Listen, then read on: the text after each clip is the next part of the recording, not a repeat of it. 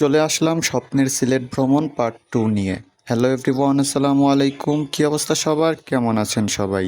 It's me Siam Ahmed and welcome to my new another video. গত ভ্লগে আপনারা দেখেছিলেন আমরা সারা রাত জার্নি করে সিলেট আসি এবং শাহজালাল রহমতুল্লাহি আলাইয়ের মাজার জিয়ারত করি। এই ভ্লগে থাকছে সিলেটের সমস্ত পর্যটন স্থানগুলো। মাজার জিয়ারত শেষ করে আমরা রওনা হয়ে যাই জাফলং যাওয়ার উদ্দেশ্যে। আর সিলেটের রাস্তাঘাটের কথা যদি বলি, এক কথায় অসম্ভব সুন্দর। জাফলং এর যত কাছে যাইতেছিলাম ধীরে ধীরে পাহাড়গুলো উঁকি দিতেছিল। এত ভালো লাগতেছিল, নিজের মনের ভেতরটা কাউকে বোঝানোর মতো না। পাহাড়গুলো দেখার সাথে সাথে নিজের চোখ দিয়ে অটোমেটিক পানি পড়তেছিল, কারণ পাহাড় দেখার স্বপ্নটা আমার অনেক বছরের স্বপ্ন। যখন চোখের সামনে বাস্তবে রূপান্তরিত হতে দেখি, তখন সেই অনুভূতি কাউকে বোঝানো যায় না। Finally I am living in my dream. এই দিনটা দেখার জন্য আল্লাহর কাছে কত চাইছি, আল্লাহর কাছে কত বলছি যে আমি একটাবার পাহাড় দেখতে চাই, পাহাড়ের মাঝে নিজেকে হারিয়ে ফেলতে চাই।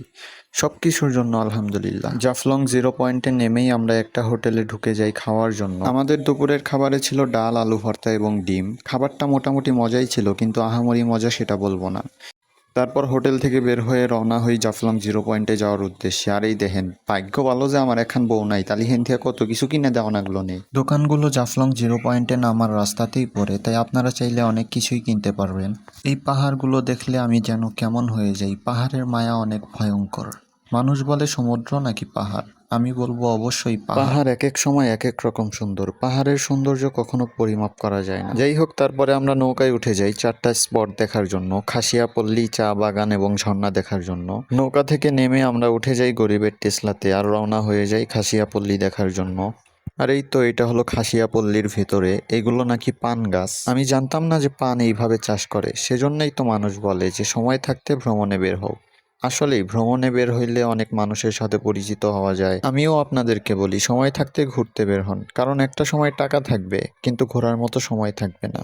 একটা সময় টাকা থাকবে কিন্তু ঘোরার মতো বন্ধু থাকবে না। তাই সময় থাকতে ঘুরতে বের হন, জীবনের আসল মজা তখনই বুঝতে পারবেন। যাই হোক, কথা বলতে বলতে চলে আসলাম সিলেটের চা বাগানে। এই চা বাগানটার নাম কি আমি জানি না, আপনারা যদি কেউ জেনে থাকেন অবশ্যই কমেন্ট করে জানাবেন। সিলেটের চা বাগানে আসবো এবং চা খাবো না, এটা তো হতেই পারে না। সেজন্য চা বাগানে এসে শুরুতেই একটা চা খেয়ে নিই এবং এখান থেকে বাসার জন্য কিছু চা পাতা কিনে নিই। চা বাগান ঘোরা শেষ করে চলে আসি খাসিয়া জমিদার বাড়ি ঘুরে দেখতে, কিন্তু ভেতরে ঢোকা নিষেধ ছিল, তাই আর ভেতরে ঢোকা হয় নাই।